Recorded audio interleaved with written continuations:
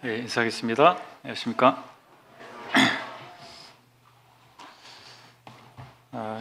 요즘에 몇몇 이름만 대면 알 수 있는 이단들이 많이 있고 그들이 굉장히 적극적으로 포교 활동을 하고 있습니다. 제가 매일 예배당에 출근하기 때문에 그 편지를 항상 확인을 하는데 거의 매주 저희 교회 대표에게 보내는 편지가 옵니다. 여러분, 이단이 뭐라고 생각하십니까? 세상에 많은 종교가 있고 기독교 신앙이 아닌 다른 종교들이 굉장히 많이 있습니다. 그러니까 다른 종교가 이단은 아닙니다. 이단과 다른 종교는 다른 의미를 가지고 있습니다. 그리고 기독교 신앙, 같은 기독교, 예수 그리스도를 믿는 종교를 기독교라고 하지 않습니까? 이 기독교 안에도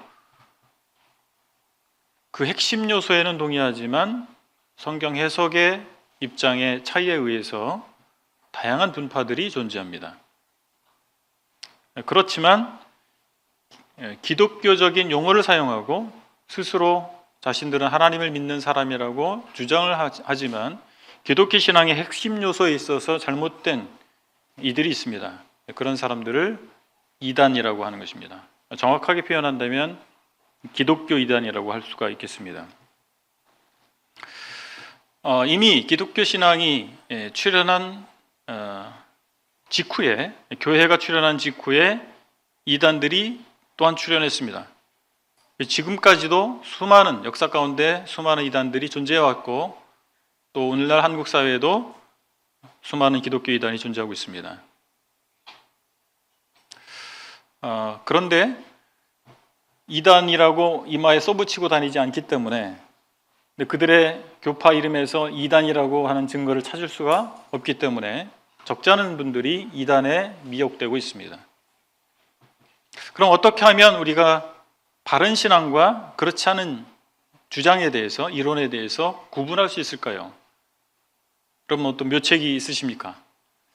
이단을 연구하는 분들도 있으세요. 그런 분들이 이단에 빠진 사람들을 구제하는, 그리고 건전한 그리스도인들이 이단에 빠지지 않도록 하는데 한 역할을 담당한다고 생각합니다. 그럼에도 불구하고 이단이 생겨나는 이단이 수없이 많기 때문에 그런 이단들을 연구하는 후에 우리가 시간을 어떻게 보면 허비할 수도 있겠다는 생각이 듭니다.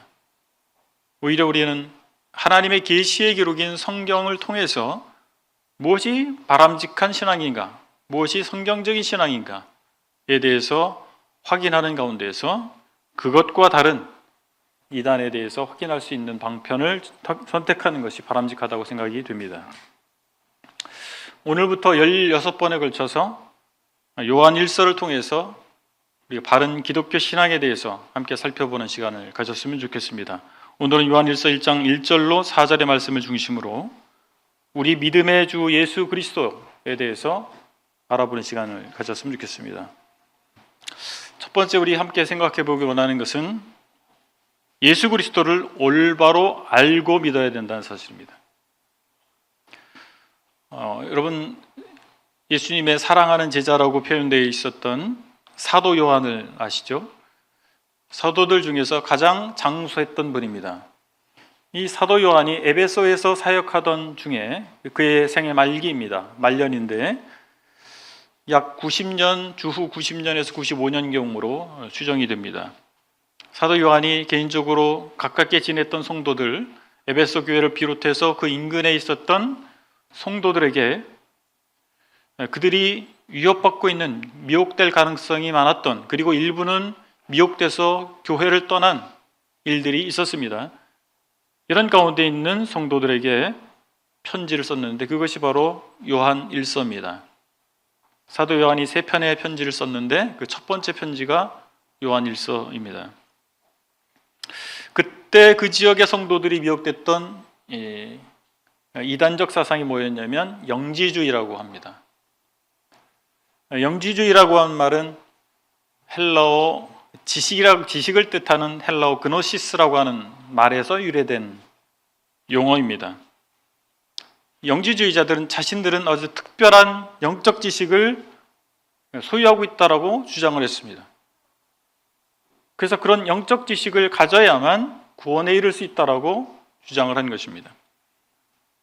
그래서 지식을 소유하는 것이 곧 구원이다, 이렇게 주장을 했어요. 그래서 그때 당시 성도들이 문맹자들이 대부분이었고 어떤 특별한 지식을 가지고 있는 사람들을 찾아보기 어려운 환경 가운데 있었습니다. 그래서 그들이 정말 성령 받고 예수 그리스도를 믿는 사람이 교회의 일원이 됐음에도 불구하고 영적 지식이 필요하다라고 하는 새로운 주장에 대해서 그들이 과연 성령 받는 게 무엇인지, 나는 성령 받은 사람인지에 대해서 혼돈하기 시작했던 것입니다.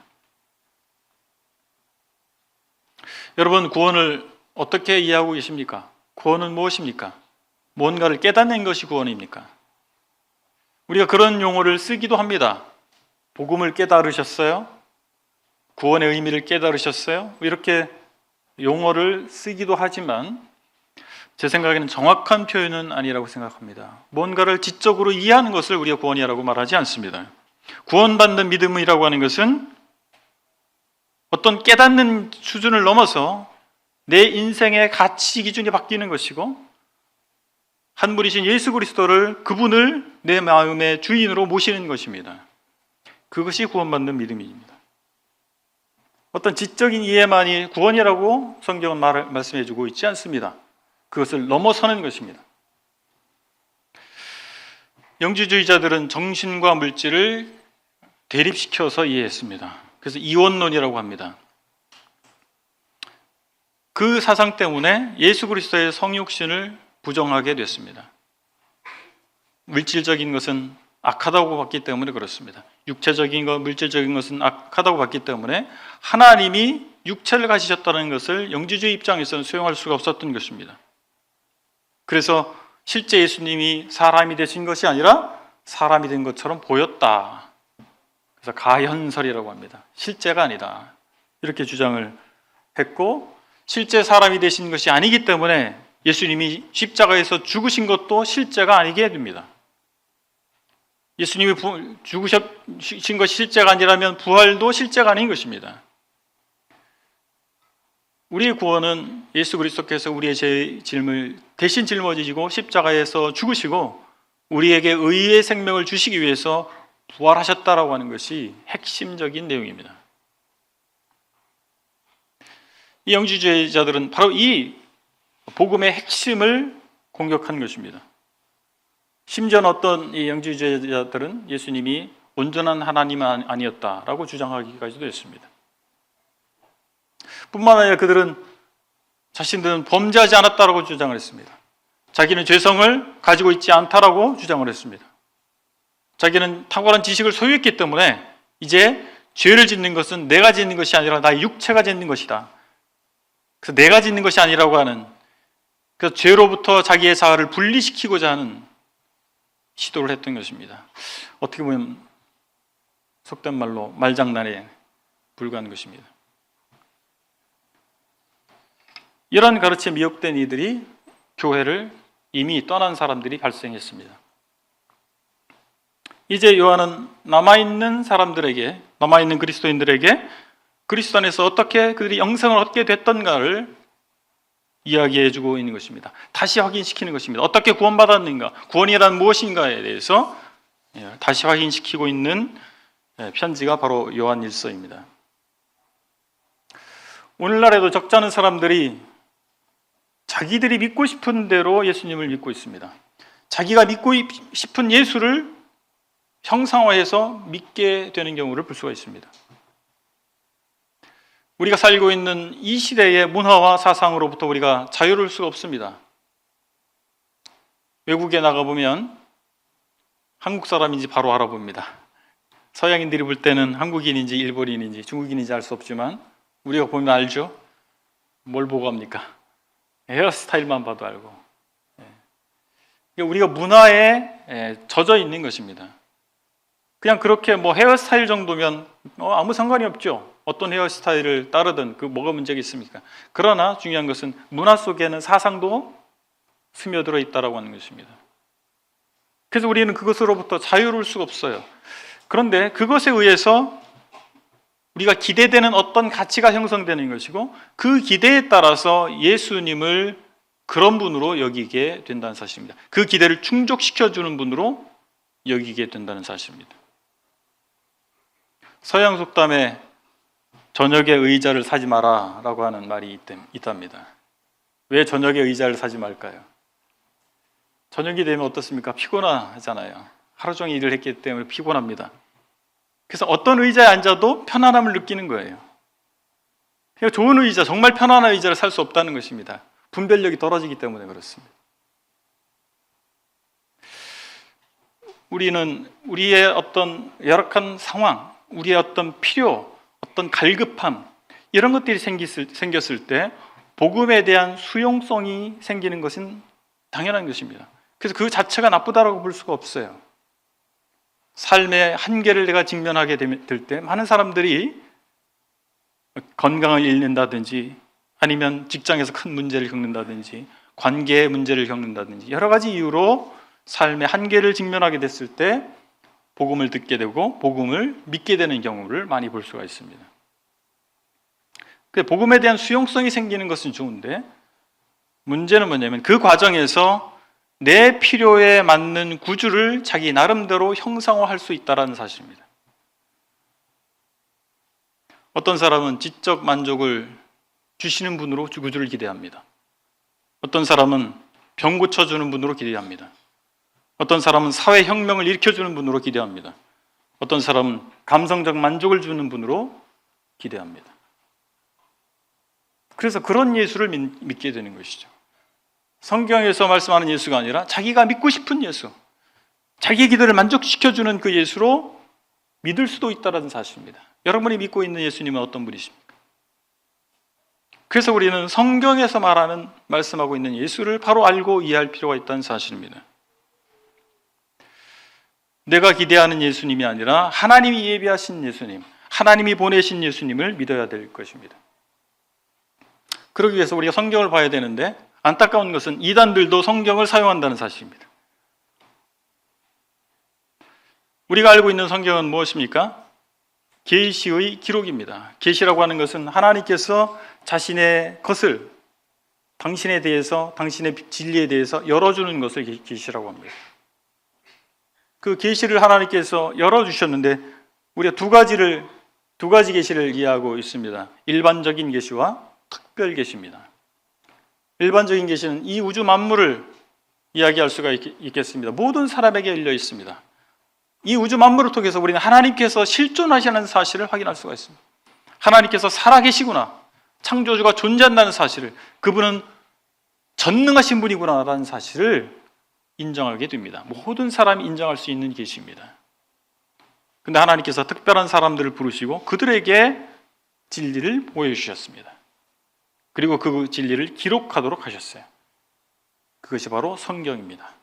성경은 특별한 사람들에게 보여준 계시입니다. 그래서 우리는 일반 계시를 통해서 알 수 없는 하나님에 대해서 구체적인 것을 알 수가 있습니다. 그리고 우리가 어떻게 구원받을 수 있는지에 대해서, 그리고 구원자 되신 예수 그리스도에 대해서 우리는 성경을 통해서 온전히 알 수가 있는 것입니다. 근데 안타까운 것은 이 성경을 잘못된 사람들, 거짓 교사들도 사용한다라고 하는 거예요. 근데 그들이 어떻게 주장하냐면 하나님께서 암호화해 놓으셨다라고 하는 거예요.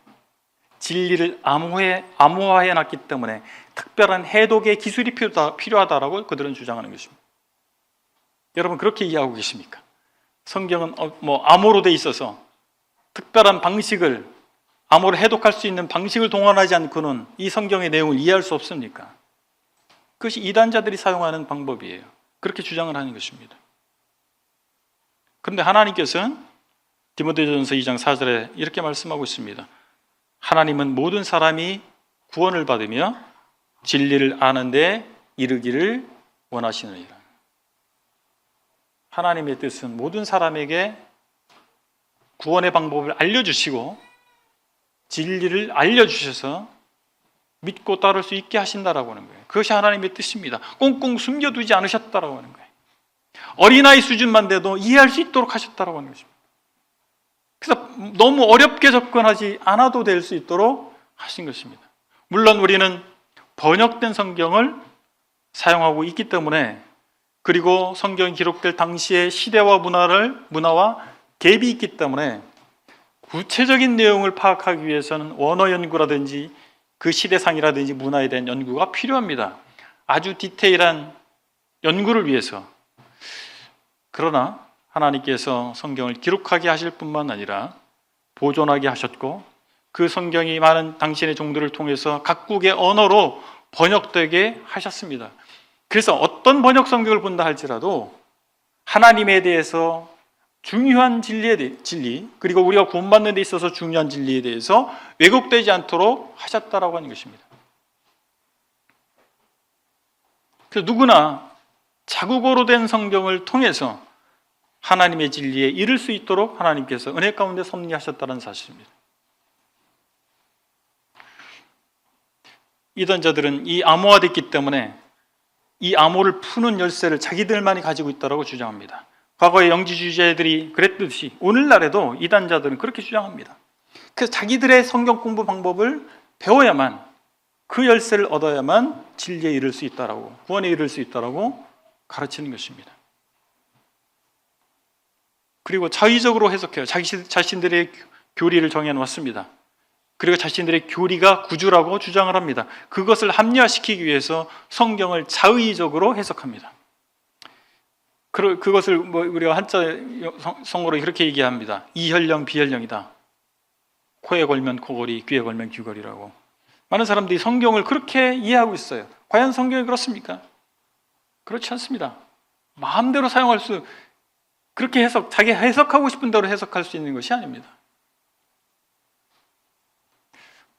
기독교 신앙의 핵심 요소는 그가 어느 그룹에 속해 있든 간에 다를 수가 없습니다. 이단의 특징은 무엇입니까? 그 핵심 요소가 다른 거예요. 기독교 신앙의 핵심 요소가 다른 것을 이단이라고 하는 것입니다. 기독교 개신교 안에 다양한 교파들이 존재하고 있습니다. 장로교가 있고, 우리 한국에 대표적으로 장로교, 감리교, 침례교, 기타 등등 여러 교단들이 있잖아요. 그 교단의 차이가 무엇입니까? 핵심 진리가 다른 것이 아닙니다. 핵심 진리가 다르다면 이단이죠. 그 교단들의 차이는 뭐냐면 핵심 진리에 동의하지만 세부적인 면에 있어서 해석의 입장 차이가 있기 때문에 교단의 차이가 있는 것입니다. 두 번째 우리가 생각해 봐야 될 것은 예수 그리스도는 성육신하신 하나님이시라라고 하는 것입니다. 요한일서 1장 1절로 2절을 제가 읽겠습니다. 태초부터 있는 생명의 말씀에 관하여는 우리가 들은 바요, 눈으로 본 바요, 자세히 보고 우리의 손으로 만진 바라. 이 생명이 나타내신 바 된지라. 이 영원한 생명을 우리가 보았고 증언하여 너희에게 전하노니 이는 아버지와 함께 계시다가 우리에게 나타내신 바 된 이시니라. 요한은 증인으로서 예수 그리스도께서 성육신하셨다는 사실을 말해주고 있습니다.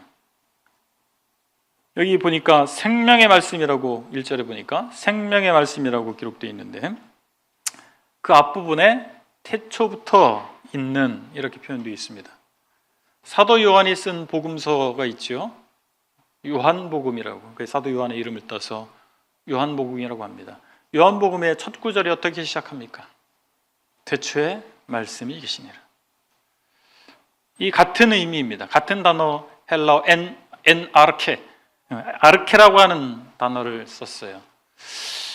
요한이 의도적으로 이 아르케라고 하는 단어를 사용하면서 창조의 시작이 아니라 그보다 영원 그 자체 안에 있는 선지하시는 말씀에 대해서 말해주고 싶었던 것입니다. 모든 것의 시작인 그 태초가 아니라 영원 속에 있는 선지하는 로고스, 곧 말씀이신 하나님에 대해서 사도 요한은 말해주고 싶었던 것입니다. 그리고 그분은 생명의 말씀이시다. 이렇게 다시 한번 말해주고 있습니다. 여러분, 예수 그리스도를 믿는 복음은 우리에게 생명이 됩니다. 많은 사람들에게 생명이 되는 메시지입니다. 그 생명이 되는 메시지의 핵심이 무엇입니까? 바로 예수 그리스도이십니다. 우리의 복음은 바로 예수 그리스도에 대한 소식이고 이 소식으로 말미암아 많은 사람들이 생명을 얻는 것입니다. 그래서 그리스도께서는 곧 생명이십니다. 생명의 근원은 하나님에게 있습니다. 우리가 결혼을 해서 자녀를 갖게 되면 이 고백을 할 수밖에 없어요. 아, 생명은 하나님께서 주시는 것이구나. 그렇습니까? 네, 결혼하신 분들, 자녀를 낳으신 분들, 이제 자녀를 위해서 기도하시는 분들, 아, 생명은 사람이 만들어내는 것이 아니구나. 하나님께서 주시는 것이구나. 우리가 이것을 고백하게 되는 것입니다. 2절에서 요한은 생명의 말씀이 어떤 존재인가에 대해서 분명히 말해주고 있습니다. 이 생명이 나타내신 바 된지라 이 영원한 생명을 우리가 보았고 증언하여 너에게 전하노니 이는 아버지와 함께 계시다가 우리에게 나타내신 바 된 이시니라. 하나님에게로부터 왔고 우리 가운데 거하시고 우리가 하나님과 교제할 수 있도록 하시는 분이 바로 생명이십니다. 바로 이 생명의 본질입니다. 하나님과 소통할 수 있게 하시는, 하나님과 교통할 수 있게 하는 것이 생명의 본질이라고 하는 것입니다. 많은 사람들이 살았다라고 말하고 있지만 실상은 죽은 것과 같은 이유가 무엇입니까? 생명의 근원 대신 하나님과 그들은 교통함이 없기 때문에 사는 것 같지만 죽어 있는 것입니다. 그럼 우리가 어떻게 정말 살아있는 존재가 되는 것일까요? 하나님과 교통하게 될 때, 예수 그리스도로 말미암아 우리가 하나님과 관계가 형성될 때 우리는 생명을 얻었다, 우리가 살아있다라고 말할 수가 있게 되는 것이죠. 근데 이 생명의 말씀이 육신이었다고 말해주고 있는데 그것이 바로 성육신입니다. 여러분, 성육신이라고 하는 단어를 친숙하시죠? 네, 신앙생활 좀 하신 분들은 성육신이라는 단어가 친숙하신데, 이제 기독교 신앙을 처음 접하시는 분들이나 이제 입문 단계에 있는 분들은 좀 생소하실 거예요. 하나님이 사람이 되셨다. 풀어 설명한다면 그렇습니다. 하나님이 사람이 되셨다예요. 여러분, 이게 잘 이해가 되세요? 성육신을 완벽하게 이해하고 있는 사람은 아무도 없습니다. 요즘에 양자역학을 제대로 이해하고 말할 수 있는 사람 없다, 물리학계에서 그런 말을 하는데, 그 이상으로 우리 성육신, 그리스도인들 중에서 정말 성육신을 제대로 알고 설명할 수 있는 사람이 있을까? 하나님이 사람이 됐다, 이거 참 우리 이성으로 이해할 수 없는 거예요. 왜요? 인간은 유한한 존재입니다. 하나님은 무한한 분이세요. 무한한 하나님이 어떻게 유한한 존재가 될 수 있어요? 굉장히 모순되는, 충돌되는 논리인 것입니다. 여러분, 그 성육신을 믿고 계시는 것은 하나님의 은혜입니다. 그렇지 않아요? 우리가 똑똑해서 이해력이 좋아서 믿는 게 아니에요. 하나님의 은혜로 우리가 믿고 있는 것입니다. 그래서 복음은 당대의 어떤 철학적 사고나 어떤 사상에 의해서 접근할 수 없는 것입니다. 물론 우리가 이성적인 측면이 분명히 있습니다. 그러나 하나님의 복음이 우리의 이성으로 다 설명할 수 있느냐라고 하는 거예요. 이해돼야만 믿겠습니다. 평생 가도 그 사람 못 믿습니다. 저도 복음을 거부할 때 제가 진화론에 사로잡혀 있어서 과학적으로 하나님이 계신 걸 증명해봐라, 성경이 사실인 걸 증명해봐라, 그렇게 했었어요. 근데 제가 정말 예수 그리스도를 믿을 때 그걸 증명받아서 믿은 게 아닙니다. 믿어진 거예요. 제 마음 가운데 변화가 일어났습니다. 마음이 열리고, 아, 정말 하나님 살아계시구나, 그게 인정되고 성경이 정말 하나님 말씀으로 믿어졌습니다. 예수님을 믿었던 예수님의 제자들은 어떤 사람들이었어요? 예수님을 실제 만난 사람들입니다. 대부분이 어부들이에요. 그들이 철학적 추론을 통해서 아니면 과학적 연구를 통해서 예수께서 성육신 하셨다고 믿었을까요? 그럴 수 있는 사람들이 아니에요. 물론 바울 같은 경우는 당대의 철학을 배웠고 하나님 말씀이 성경에 능통했고 그런 사람이었죠. 그런데 바울마저도 그런 연구 방법을 통해서 예수님을 믿은 게 아닙니다. 다메섹 도상으로 예수 믿는 놈들 다 잡아 죽이겠다고 가다가 태양보다 더 밝은 빛을 만나면서 기적적으로 부활하신 예수를 만나면서 예수님을 믿게 된 겁니다. 예수를 만난 사람들은 다 체험을 통해 만났습니다. 물론 그들도 예수님께서 부활하기 전까지는 그냥 훌륭한 선생님으로 랍비 정도로 알았어요. 뭔가 자기 민족을 이방 제국으로부터 혁명을 통해서 건져낼 지도자로 생각했던 것입니다. 근데 예수님께서 십자가 달려 죽으셨을 때 그들은 다 실망해서 도망갔습니다. 근데 예수님께서 사흘 만에 부활하셔서 그들을 다 찾아가셔서 만나셨어요. 도마는 그 자리에 없어가지고 끝까지 난 못 믿겠다. 근데 도마에게 나타나셔서 내 손을 만져보고 내 옆구리에 손을 넣어보라고. 전 그 구절을 통해서 볼 때 도마가 실제 옆구리에 손을 넣는지 모르겠어요. 중요한 것은 부활하신 예수님을 만났다라고 하는 거예요. 예수님의 측근 제자들은 3년 반 동안 예수님과 동고동락했고 부활하신 예수님을 목격한 사람들이에요. 눈으로 봤고 귀로 들었고 손으로 만질 수 있었던 체험을 가지고 있었던 것입니다. 예수님의 성육신은 실제적 사건이었다고 합니다. 철학적 추론이 아닙니다. 실제적 사건입니다. 체험을 통해서 그들이 증인으로서 말해준 내용입니다. 오감을 통해서 확인할 수 있는 실제적 육체를 가지셨다라고 하는 거예요. 그러나 그분은 죽음을 초월하시는 분이었다라고 하는 거죠. 생명을 좌우하실 수 있는 분이었다는 사실입니다. 바다를 걷는 분이셨다는 것이 사실입니다. 인류 역사 가운데에서 육체로 하나님이 오셨다라고 하는 거예요.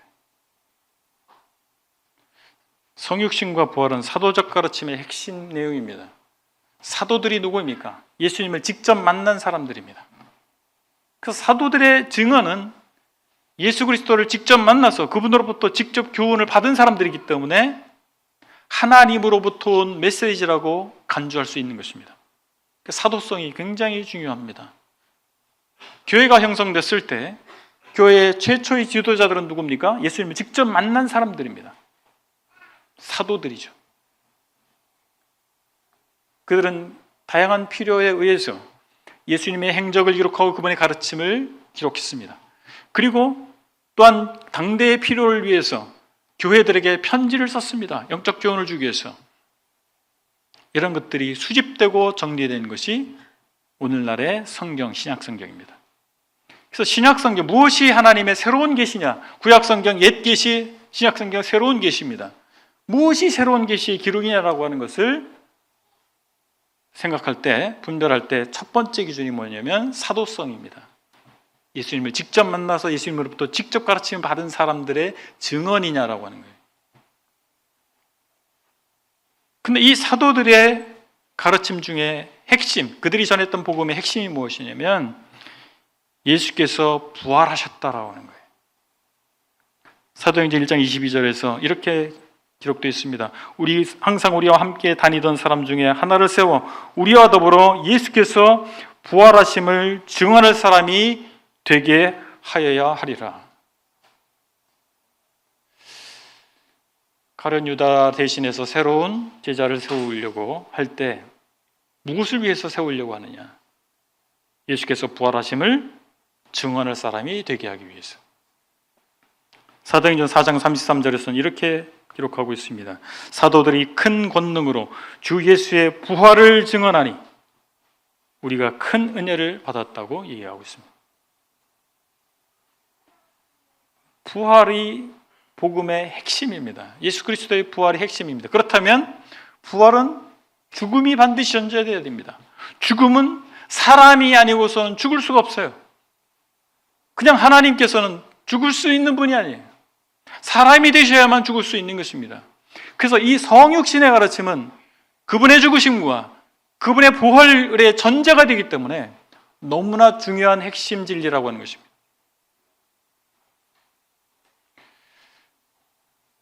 요한은 3절에서 예수 그리스도라고 그분의 풀네임을 사용합니다.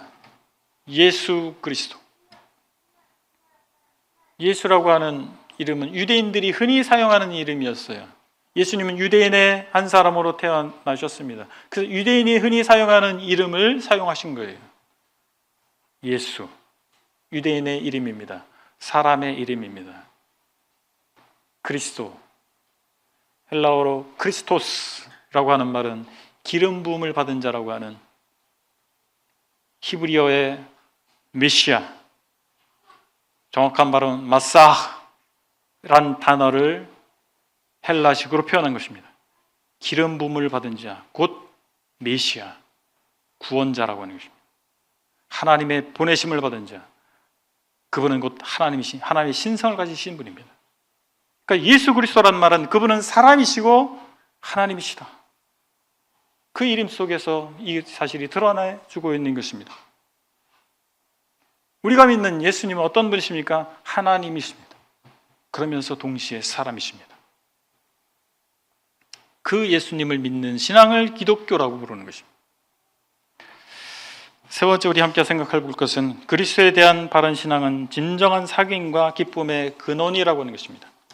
3절과 4절을 제가 읽겠습니다. 우리가 보고 들은 바를 너희에게도 전함은 너희로 우리와 사귐이 있게 하려 함이니 우리의 사귐은 아버지와 그의 아들 예수 그리스도와 더불어 누림이라. 우리가 이것을 쓰면 우리의 기쁨이 충만하게 하려 함이라. 우리가 올바른 신앙을 갖게 되면 하나님과 사귐이 있게 됩니다. 그리고 믿는 사람들 간의 사귐 가운데 있게 됩니다. 요한이 자기가 직접 체험한 사실을 들려주고 싶어한 이유는 바로 이 글을 읽고 있는 사람들이 하나님과의 수직적인 사귐을 갖고 또한 같이 믿는 믿음의 동지들 간에 수평적 사귐을 갖는 축복 가운데 있다는 사실을 알려주기 위해서였습니다.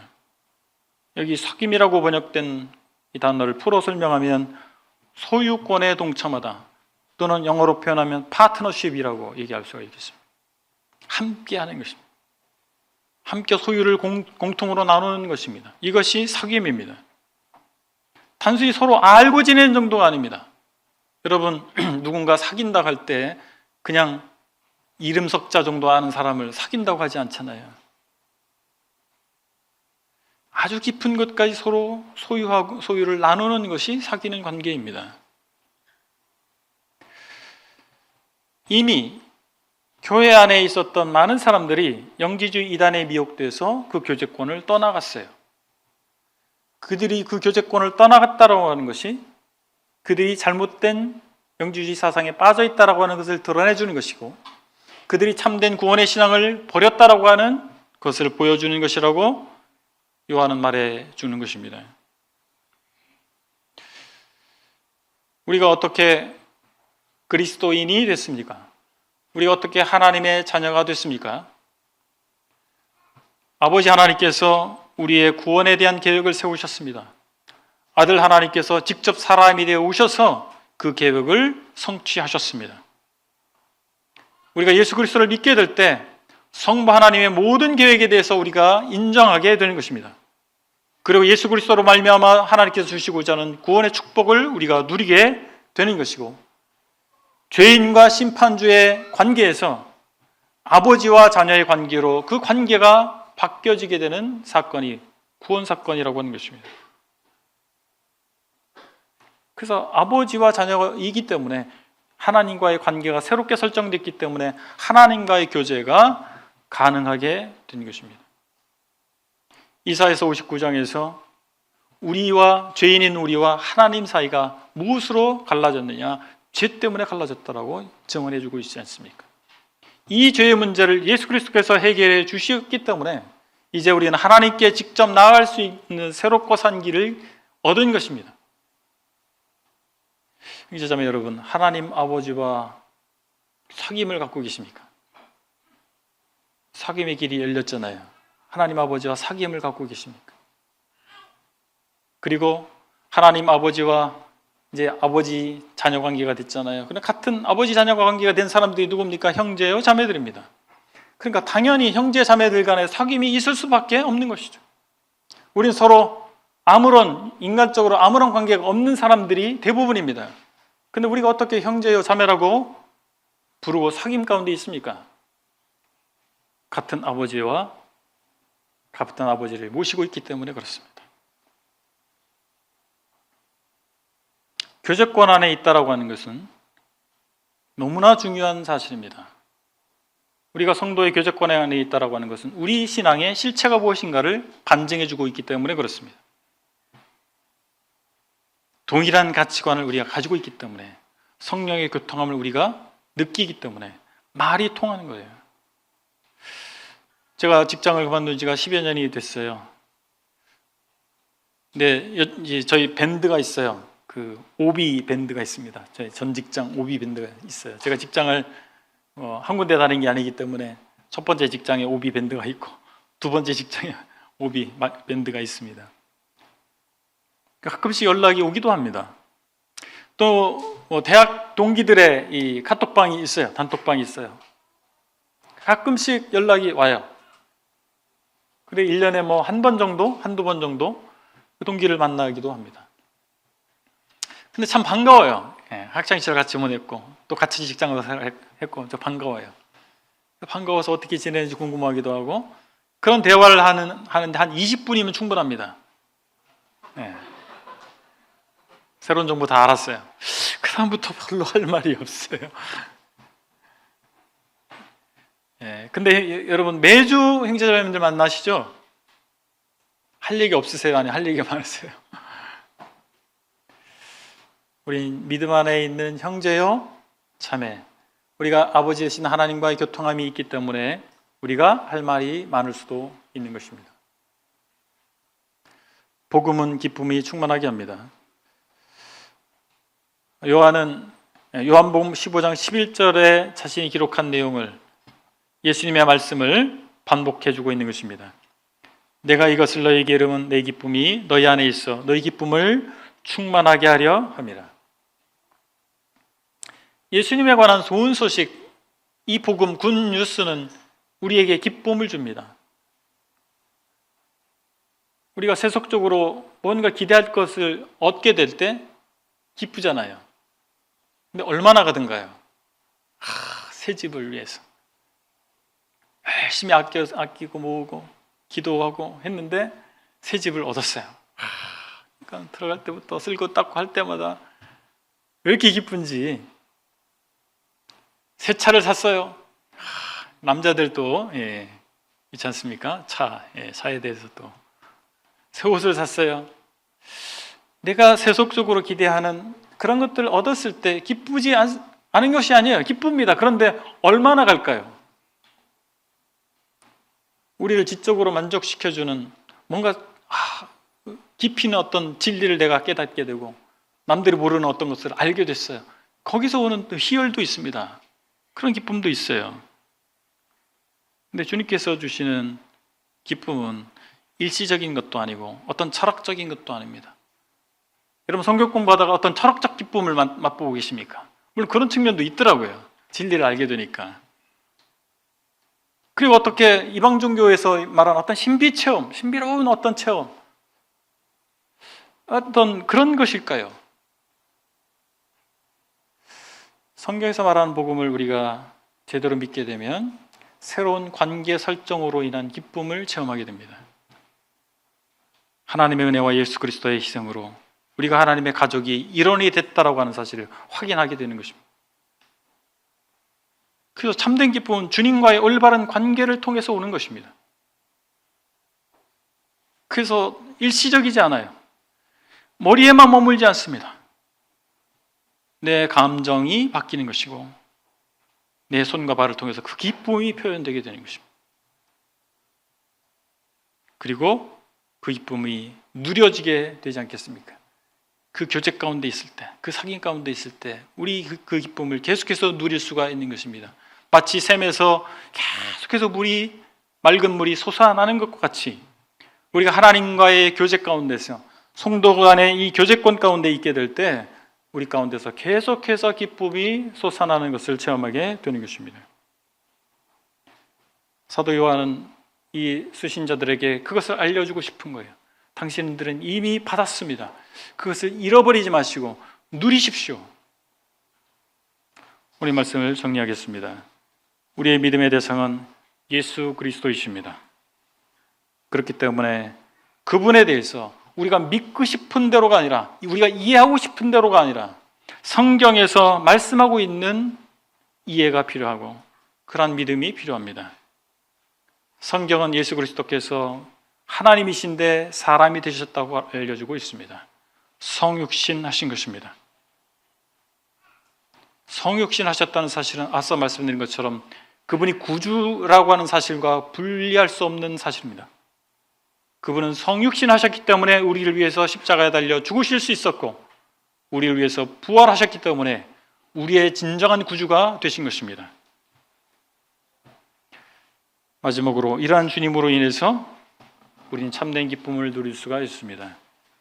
그리스도 안에서 우리는 하나님과의 사귐을 가져야 할 필요가 있고 성도 간의 교제권 가운데 있으셔야 됩니다. 우린 누구도 홀로 존재할 수 없는 자들입니다. 형제 자매들과 함께 가셔야 됩니다.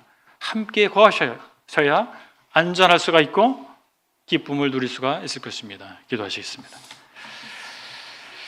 아버지 하나님, 하나님께서 제게 은혜를 베푸셔서 하나님이 어떤 분이신가, 또 하나님의 보내신 아들 예수 그리스도가 어떤 분이신가에 대해서 기록된 성경을 통해 알 수 있게 하신 하나님 감사를 드립니다.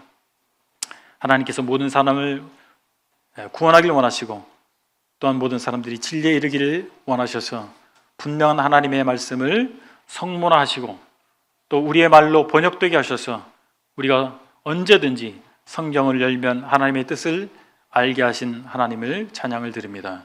아버지 하나님, 하나님 말씀과 성령의 교통함을 통해서 아버지 되신 하나님과 사귐을 지속할 수 있게 하시고 또 함께 형제 자매된, 믿음 안에서 형제 자매된 성도들과의 사귐을 통해서 서로를 지켜주고 서로를 사랑하는 그런 가운데서 기쁨을 우리가 향유할 수 있기를 원합니다. 인도해 주신 하나님 감사합니다. 예수 그리스도 이름으로 기도했습니다. 아멘.